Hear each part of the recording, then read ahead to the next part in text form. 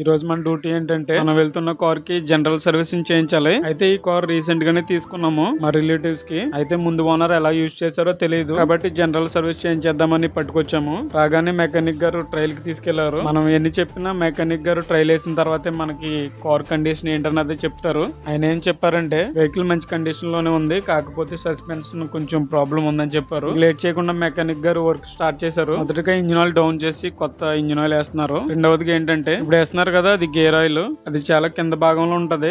ఆయన పైప్ పెట్టి వేస్తున్నారు అనమాట. మూడవదిగా ఏంటంటే కూలెంట్ వాటర్ డౌన్ చేసి కొత్త కూలెంట్ వేస్తున్నారు.